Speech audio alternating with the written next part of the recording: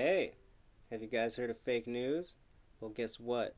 There's also a whole world of fake science out there. It's always funded by the industry that stands to profit, and no surprise, it pretty much always comes out with results favorable to whose ever money paid for it. One of the best examples of this is Monsanto. They've known for decades how damaging glyphosate is to the environment, to human health, and to animal health. Yet they have a whole body of fake science out there that they paid for that somehow suggests otherwise. Similarly, when Coca-Cola funds science, they come out with results saying that sugary beverages are not related to the obesity epidemic. None of this is true. It's all fake science. And this DCM so-called study is no different. It's nothing more than industry-funded propaganda in response to a loss in profits. People today are demanding better food for their pets than the highly processed junk that most pet food companies are putting out. This is them trying to preserve their profits in the face of a changing consumer attitude.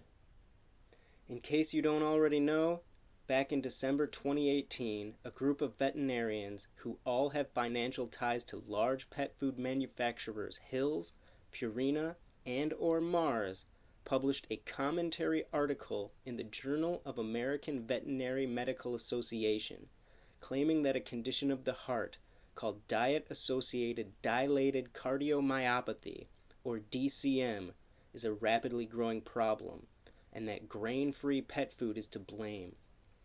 First of all, let it be known that this is an opinion piece masquerading as science. Normally, scientific papers in this journal would be peer-reviewed, but since this was published as a commentary, they were able to get around that process. This should be our first clue that things are not what they seem here. In addition to that, there is already a 50-page analysis of the problems and methodology used to write this DCM article as an ongoing attempt to have the piece retracted. I will link to all that below, and I do not intend to go into any of it here. You can look at that if you want to, but in all actuality, we don't need any more than a little common sense and some critical thinking to know that nothing in there makes any sense and has no basis in reality. What do I mean? Plain and simple, dogs and cats are carnivores. Their biology demands animal-based foods in order to thrive. Neither grains nor the common starch-based ingredients used as a replacement in grain-free kibbles are appropriate food sources for our animals. None of these ingredients provide the necessary nutrients needed for our animals to be healthy, none of them are available in nature year-round, and all of them contain toxins and anti-nutrients that can actually steal nutrition away from the body if not prepared properly, which none are. The only reason any of these ingredients are used in commercial pet food is because they are cheap and the manufacturer is able to reap handsome profits producing a low-quality product. The pet food industry knows this. That is why all of these kibbles rely on a hefty list of synthetic so-called vitamin and mineral supplementation in order to meet AAFCO's pitiful standards of a complete and balanced diet. But let's back up a little as I go into great detail to explain what I mean. First of all, I am absolutely interested in preventing any diet-related health problem in our animals, DCM included. However, DCM, even with all of this hullabaloo, is a relatively rare condition. The huge elephant in the room here is the blatant fact that our animals are much more likely to die of cancer, obesity-related problems such as diabetes, kidney disease, or just regular old heart disease than they are of DCM. In my opinion, every single one of these diseases, DCM included, are diet and lifestyle caused and are completely preventable with proper nutrition and environmental factors. When we feed our animals properly, the risk of developing any chronic condition becomes almost zero. Please remember, from the beginning of time, right up until the industrial era, all chronic disease in humans and animals were extremely rare. Only after the takeover of our food supply by big business and the processed food industries did these diseases even exist. We know for a fact that when people from any culture continue to eat the traditional diet of their ancestors, that they maintain robust health. But when people from any culture switch over to the processed foods of the standard American diet, within a generation, they all start to suffer from the same chronic conditions of the modern world. Every single time, without exception. These facts cannot be refuted. The only living beings on this planet that have higher rates of chronic disease than humans are our pets. Why is that? Because we are feeding them even more highly processed, even lower quality versions of the foods that we ourselves are eating. And because they have lower body weights and shorter lifespans than we do, they suffer these problems with even greater magnification. The authors of the DCM article want to point the finger at grain-free or boutique kibbles on the market, while it seems quite clear to me that there is no reason to suggest that grain-containing kibbles are any better. None of them are relying on actual, species-appropriate, real food nutrition. Furthermore, no dog or cat should ever get the majority of their calories from grains, corn, legumes, potatoes, or any starch-based ingredient. Period. All of these kibbles, grain and grain-free alike, all contain the majority of their calories from just those things, and as I said before, rely solely on synthetic supplementation to even suggest there are any vitamins and minerals present. But these supplements are not bioavailable or utilized well in the body, and are in some cases quite toxic because they are derived from petrochemicals. Look, Hills is currently being sued by a bunch of people because their synthetic supplements were killing animals, so this is no joke. If anyone out there wants to try to explain to me how the authors of this DCM article are coming to the conclusion that feeding a grain-based kibble is somehow going to prevent disease in our pets, while a grain-free kibble will promote it, I would like to hear it, because I can't find a single piece of evidence suggests that either are doing anything to promote health in our beloved animals. Let's take a detailed look at a few different pet foods and I'll show you what I mean. Here is a popular grain-based dog kibble that can be found just about anywhere that sells pet food. Let's first look at the guaranteed analysis. Pet food companies always play a dirty trick where they do not disclose the percentage of carbohydrates in the food. The FDA allows this deceptive marketing practice because they are protecting the interests of big business instead of doing its mandated job of protecting the consumer from unscrupulous industry practice. To get around this issue, we'll have to do a little math. 27% protein plus 12% fat is 39, plus 4% fiber is 43, plus 12% moisture at the time of manufacture is 55%, but please keep in mind that as the food dries out on the shelf or in the bag, these numbers will concentrate slightly. And let's be generous and give them 2% mineral content, which comes to a total of 57%. Now let's subtract that from 100, and we find that this food is 43% carbohydrate, which is almost twice the amount of protein, making carbohydrates far and away the main calorie source of this food. I personally do not want my dog getting any more than 20% of her calories from carbohydrates at the absolute maximum, and I don't want my cat's diets to exceed 10%. Just by these numbers alone, we can say that this food is not biologically appropriate for any carnivorous animal. And while they give us the percentage of omega-6, we are not given the percentage of omega-3s. This is because AAFCO does not consider omega-3s to be an essential nutrient, even though they meet that definition because they have to come from food. This is another clue that we cannot trust the regulatory agencies. They are siding with industry rather than protecting the consumer. I work very hard to keep a proper omega-3 to 6 ratio despite the best efforts of these pet food companies, and I consider it an important factor where overall health and longevity are concerned. But that's just the tip of the iceberg. Now let's look at the ingredients.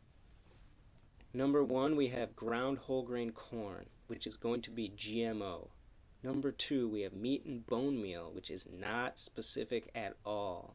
Corn gluten meal, animal fat preserved with BHA. Soybean meal, also GMO. natural flavor, chicken byproduct meal. I don't mean to read everything on here. Feel free to stop the tape if you want a closer look. But we also have rice, we have wheat.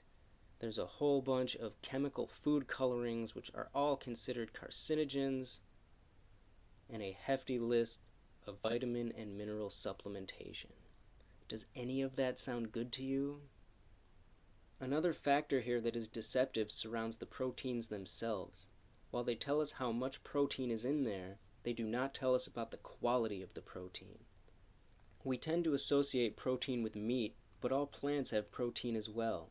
They're using things like corn gluten to drive up the protein content, but I think it's important to consider that the ratios of amino acids in the plant-based sources are very different from the animal sources. I want my animals getting their protein primarily from animal-based sources because, again, they are carnivores and their bodies need the amino acids associated with animal protein, not plant protein. But there are huge problems with the animal-based ingredients in here also, which I'm about to talk about. But let's move on to looking at a much more expensive, grain-free, so-called premium brand that you wouldn't find at, say, the grocery store before I get into that.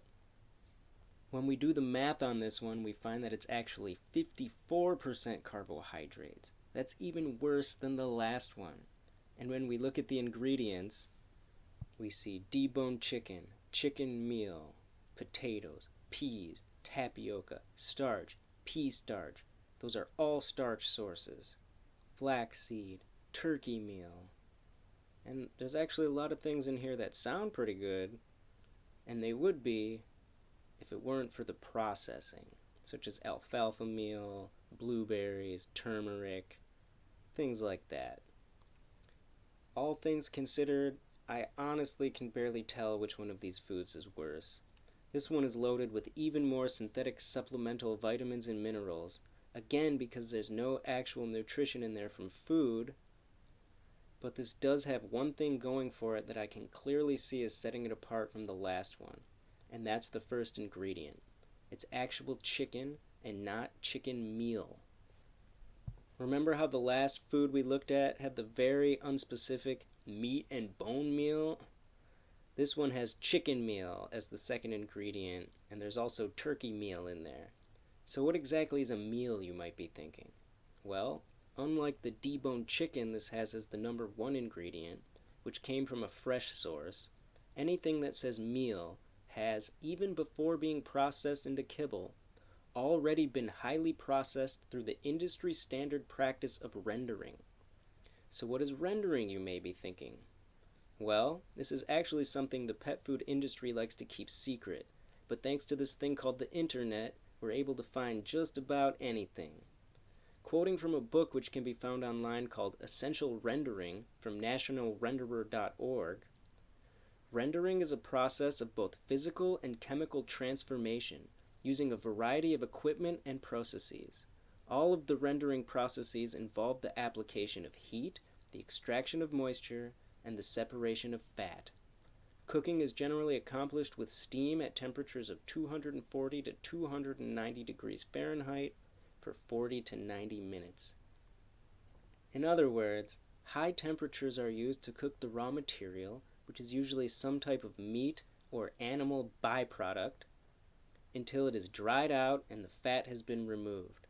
Remember, the temperature needed to cook food is 165 degrees, so this is well above that. Most of these pet food companies purchase the lowest quality and cheapest meat sources they can find. This is the stuff that has been rejected for human consumption due to the animals being from what they call the 4 Ds, for disabled, diseased, dead, and dying.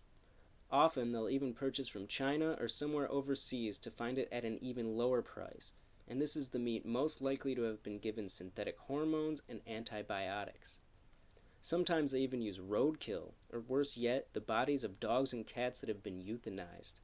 And when the ingredients say meat meal, we just do not know. But we do know this meat is highly toxic and overrun with harmful types of pathogenic bacteria, viruses, and fungi. When using such low-quality meat sources, high heat rendering is necessary to kill off the harmful microorganisms, yet ironically leaves any toxic chemicals those microorganisms produced intact.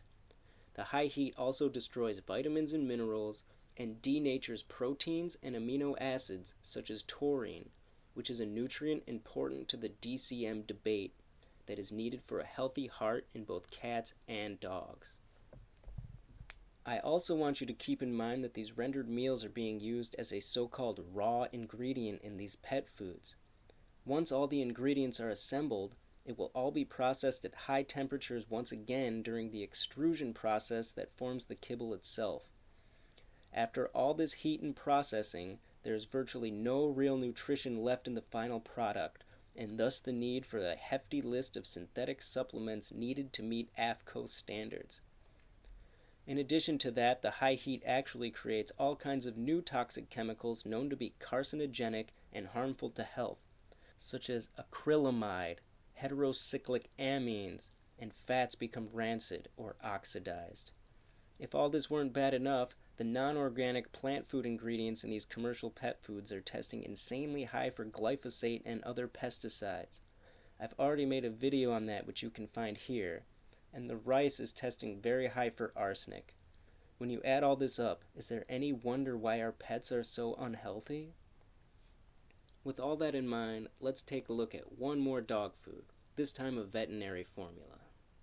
I was rather annoyed that I could not find a list of ingredients or analysis on the manufacturer's website, but luckily I found what I was looking for on Chewy.com. Since this is only to be given to sick animals, and at its insane price point, you would think it would be the best thing out there. You would be very wrong. When we do the math, we find that it is no less than 54.5% carbohydrate, and when we check the ingredients, there is not a single real food source to be found. I've learned that when an animal I care for gets put on a food like this, that I can expect a painful death will not be far off. Companies like this should be ashamed of themselves for the harm they are causing, but instead they are funding things like this DCM article to protect their profits. I feel a great sadness for all the animals that I've seen have their lives destroyed by bad dietary advice, and I specifically started this channel to provide people with real, nature-based information and common sense, pointing directly to the harm being done by these pet food companies, their processed food, and their fake science. Once upon a time I worked for PetSmart in charge of the dog and cat food section, and I was given a false education about how to properly feed our pets. I blindly believed these things just like you, and I'm sorry to say I recommended them to others, and I watched my own animals suffer because of it. But my eyes are now open to the lies that these pet food companies are telling us, and I will never again make the mistake of believing that any highly processed food will be a healthy choice for my animals. I will never again defer my responsibility to know how to properly feed my animals to any pet food company or veterinarian who is also deferring their knowledge of nutrition to these same pet food companies and their fake science. It's up to me to protect my animals from the companies who will do them harm. No one else will do that for me, and no one else will do it for you either. Do you put down the kibble only to have your dog walk away? Will your dog only eat their dry food when they get so hungry they'll eat anything? These are dogs. How is it possible that they do not want to eat their food? It's because they know what you do not, that it's not real food and it's not good for them. Listen to your dog and their inherent wisdom. When you feed the right foods, they will wolf it down, and you will have the satisfaction of knowing you're giving them proper nourishment. They will love it, and they will love you for it. So what should you be feeding your cats and dogs? I am so glad you asked, because that's what this channel is all about. Unlike these pet food companies that want to use science to try to formulate a diet, I know that the perfect diet already exists. It can be found by looking at what nature provides, and we will never improve upon nature. In the wild, dogs and cats would be eating a 100% raw, nose-to-tail, carnivore diet with minimal plant matter, We know that when prey animals are consumed, that the organs are eaten before the muscle meat. We know that all the collagen-rich cartilage, fascia, ligaments, connective tissue, bone and bone marrow that can be consumed will be. Also not left behind are the contents of the prey animal's digestive tract, which is full of pre-chewed, pre-digested plant material that has been fermenting and is rich with enzymes. And this is the main source of plant-based foods in their diets. Sounds difficult and expensive, right? Yup. In a perfect world, this is the type of diet I'd be giving my animals. And if you can afford it, I hope you will. But the truth is, I just don't have that kind of money. So I've learned to approximate a similar diet the best I can with what my financial resources will allow me to. And that's what I suggest you do also. Basically, we start taking out some of the processed foods and replace them with nutrient-dense whole foods wherever possible. One of the easiest and least expensive ways to get some nose-to-tail eating for your pets is by feeding small, wild-caught, cold-water fish with the skin and bones, such as sardines or anchovies packaged in water. I made a whole video on that already, which you can find here. Since the whole fish is eaten and the bones are soft enough to easily chew, you end up feeding all the organs and collagenous parts right along with the rest. And there is just no denying that those little fishies are some of the most nutrient-dense foods on the planet. Something else that you have easy access to that are great for pets are eggs. I only recommend pasture-raised, but even regular old white eggs served fresh will be an improvement to the diet. I feed them raw, but cooking them is fine too. And you can even use the shell as a great source of minerals, and the inner membrane can be used as a collagen source plus glucosamine and chondroitin. I will be talking about that and all of these things I mention here in future videos. Another great and super easy thing to do is start replacing the lousy, wheat-based dog treats I see everyone using, such as a milk bone, with freeze-dried raw organ meats, such as heart and liver. These are the foods your pets really want, and these are the things that they need to be healthy and happy. Organ meats are the most nutrient-dense part of the animal, and I consider them to be the mightiest superfoods available for our cats and dogs. Since we're talking about DCM, a condition of the heart, I will tell you right now that the best thing you can feed your dog to help promote a healthy heart is heart itself. It is the absolute best source of taurine and all other nutrients needed for a healthy heart, such as B12, the long-chain omega-3 EPA, zinc, selenium, and coenzyme Q10. These can also be mixed with processed pet food to make the food more nutritious and appetizing. Similarly, we can replace chew toys such as a Nylabone, which is made out of hormone-disrupting toxic petroleum byproducts, with things like chicken feet and necks, or some beef tendon, which are excellent sources of minerals and collagen.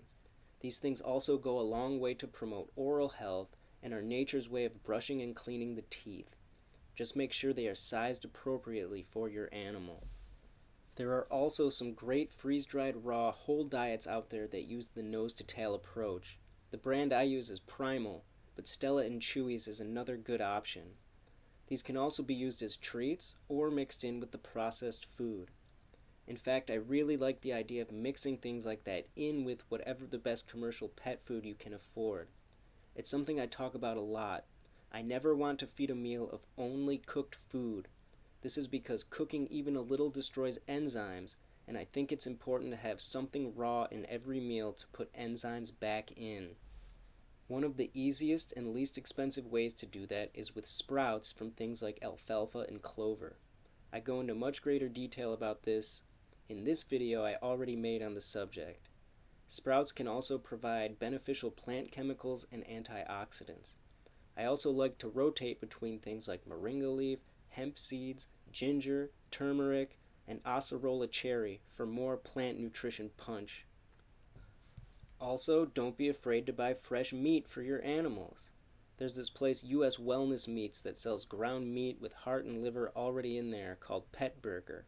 It's also one of the few places I know to get fresh organ meats. I will leave links to all my resources below, But even just picking up some ground beef at the regular supermarket can be a great addition to your pet's diet. I make meatballs like that for my dog all the time. I even mix sprouts right into them. Again, this is something I will be talking about more in future videos. I feed it raw, but even if you gently cook it with love at home from fresh whole foods, you will be providing a much higher quality meal than any processed junk from a bag. Not everything you feed has to say 4 dogs on the package. It's quite alright to feed your pets actual, real, fresh meat, whether cooked or raw. But I always purchase meat from grass-fed, pasture-raised sources if possible. In actuality, I rotate between all of the things I just mentioned. I talk about that in my video on the philosophy of a complete pet diet, which you can find here. But there are a few words of caution I want you to remember. When making changes or adding anything new into your pet's diet, always do so slowly and carefully to avoid any upset tummy issues. The idea that your pets should only ever eat one brand of food their entire life is just another one of those lies from the pet food companies. But do be careful. A lifetime of eating processed foods will take its toll on the digestive system, and we want to ease the body back into being able to handle a variety of different foods. Also, it is of the utmost importance when feeding only fresh foods to your pets to be careful to formulate a diet that does not leave out even one single essential nutrient. Feeding nose to tail is the answer for this, but since it's almost impossible to get every part of the animal, it's not a bad idea to include some commercial pet food in your pet's diets regularly. I use these primal freeze-dried nuggets for that. It gives my dog's digestive system some consistency every day to help avoid tummy troubles, but I also use it to make sure I'm covering all nutritional bases. Where the portion of commercial pet food you're using is concerned, I would steer you towards a high-quality wet food over any dry food, and a high-quality raw food, such as primal, over any wet food. But what's most important is that you're always doing the best you can with what you can afford. Every bit of processed food you remove in favor of fresh whole foods is a step in the right direction. But feel free to take your time. This can be overwhelming, and I think it's best to make one change at a time. If you keep up with it, before you know it, your animals are going to be eating a pretty darn good diet. And I, for one, am proud to provide such a diet for my animals, and it makes me very happy to see them enjoy the foods that I prepare for them. And even more basic, do not forget about the importance of making sure your pets have access to fresh water from a clean bowl at all times. You can find my easy, inexpensive solution for that here. In closing, I want to turn directly to the veterinarians who wrote this DCM article, those who chose to publish it, and any veterinarian using it as an excuse to steer people off of feeding proper foods in place of grain-based, highly processed kibble. I consider your actions to be beyond negligent. I consider your actions to be downright criminal for the countless lives that will be destroyed with your bad advice, and for the countless whose lives have already been destroyed. Just because they are animal lives does not mean those lives are any less precious. It's to those animals that I dedicate this video. Only when there are enough people like you and me, people who care enough to learn about proper pet nutrition on your own, will these companies ever start producing a quality product. We need to hit them where it hurts the most, by cutting into their profit margins. And guess what? We're already doing it. We already have these companies running scared and shaking in their boots. How do I know? Because they're going out of their way to produce fake science in order to scare people into continuing to buy their inferior product. But we will no longer fall for their lies, will we? I, for one, will never again mistake any processed food as a whole and complete diet, even if it does say so on the bag. If you appreciate the effort I put into this video, please click the like button, let me know below if you are with me, and help spread this information by sharing it with fellow pet owners. I'm giving away all my pet care and feeding secrets here on this channel, So I hope you will consider subscribing and joining the community that I'm trying to grow. Do not believe the hype behind this DCM article or any other industry-funded fake science.